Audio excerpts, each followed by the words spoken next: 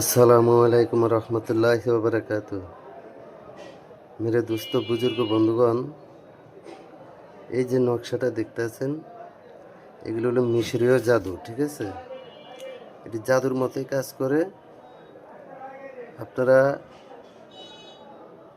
যে ভাই প্রতারণা হয়েছেন, প্রতারণা নারীর কাছে, প্রেমিকার কাছে, সে প্রেমিককে বলে এটা আপনি ব্যবহার করতে পারবেন, কোনো ঘটনা না ইনশাল্লাহ।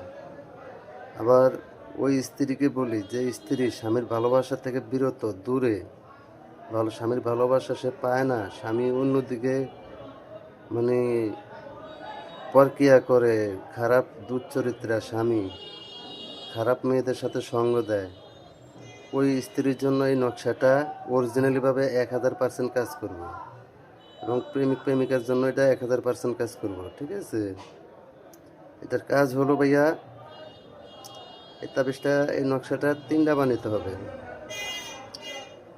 3টা নকশা বানায়,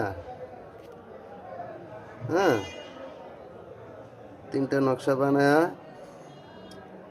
একটা নিজের হাতে ব্যবহার করবেন, নিজের সঙ্গে রাখবেন। লিখবেন কিসে? হরিণের ঝিল্লিতে।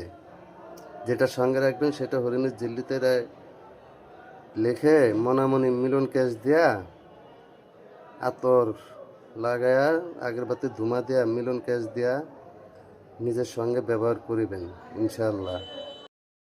এই তাবিজটা 3টা বানাবেন। ঠিক আছে, 3টা বানায় একটা নিজের সঙ্গে রাখবেন। সঙ্গে যেটা রাখবেন সেটার ভিতরে, সেটা হরিণের ঝিল্লির উপরে নকশাটা লিখবেন মেসকো জাফরান দ্বারা। ঠিক আছে, ডালিম গাছের ঠাইল দেয়া এটারে হরিণের ঝিল্লির উপরে লেখে নিজের সঙ্গে ধারণ করিবেন। আর একটা যে কোনো ফল গাছে এটারে বাইন্দা থইবেন।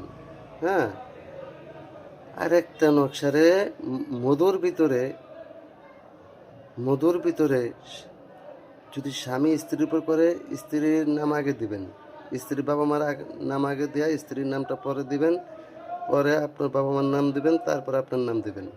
আর প্রেমী যদি মহিলারা করেন, ঠিক আছে, মা বোনেরা করেন, তাহলে স্বামীর বাবা মার নাম আগে দিবেন এবং পরে আপনার বাবা মার নাম দিয়ে আপনার নাম দিবেন, যে মধুর মিলন হোক, এই কথাটা বাক্যটা লিখে দিবেন। ঠিক আছে, আমি তো আর টাকা পয়সা চাই নাই, ধন দৌলত চাই নাই, আমি চাই আপনারা কাজ করে উপকৃত হন এবং আমার জন্য দোয়া করেন, আমি যেন ইনশাল্লাহ মানুষের উপকার করে যেতে পারি। আপনাদের দোয়া বরকত। তো ঠিক আছে ভাই, মেরা দোস্ত, আবার পরবর্তীতে ভিডিওতে দেখা হবে ইনশাল্লাহ।